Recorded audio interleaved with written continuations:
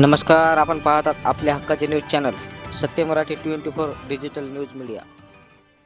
मी सामाजिक व माहिती अधिकार कार्यकर्ता या नात्याने संबंधित कामावर स्थळ पाहणी केली असता त्या कामावर सर्व प्रकारच्या वापरण्यात आलेल्या कुठल्या कामाची पाहणी केली तुम्ही?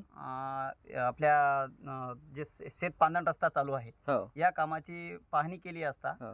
संबंधित शासकीय नियमानुसार प्रशासकीय यंत्रणेनुसार हो. शासनाने दिलेल्या निधी योजनेचे नियम निकषनुसार कामं न होता मी त्या कामाची पाहणी केली असता निकृष्ट दर्जाचे काम हाताने फुटलेलं आहे. म्हणजे रस्त्याचे काम चालू आहे की कशाचे? शेतीचे पांदण रस्त्याचे कामं त्याच्यावर एक फूल चालू आहे हो हो. आणि गावामध्ये कोणत्या प्रकारे बोर्ड न लावता हां.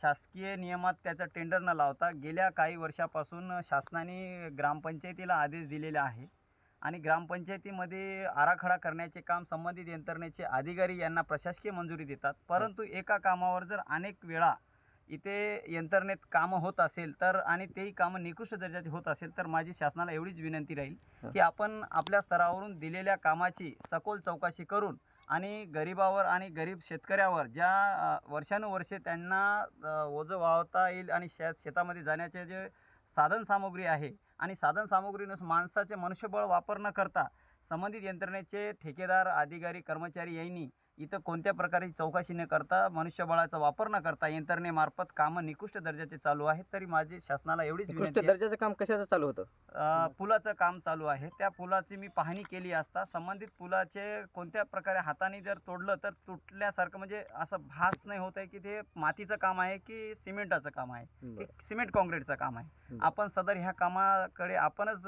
स्वतःहून पाहू शकता आणि मी एक सामाजिक कार्यकर्ता या नात्याने त्या कामाकडे चौकशी करून आणि संबंधित कर्मचारी अधिकाऱ्यांना बोललो असतं तेच ते मला उडवडीचे उत्तर तेथील देतात. ठेकेदार कोण आहे? काम कोण करत आहे? ठेकेदार असं तिथं बोर्डच नाही लावून आहे, फलक नाही लावून आहे. शासनाच्या नियमानुसार ग्रामपंचायतीला सगळं भोंगळ कारभार आहे. मागाव पंचायत समिती अंतर्गत जेवढे कामं होतात हो. इथे गावामध्ये सकाळी बोर्ड लावलं तर संध्याकाळी काढून फेकून देतात.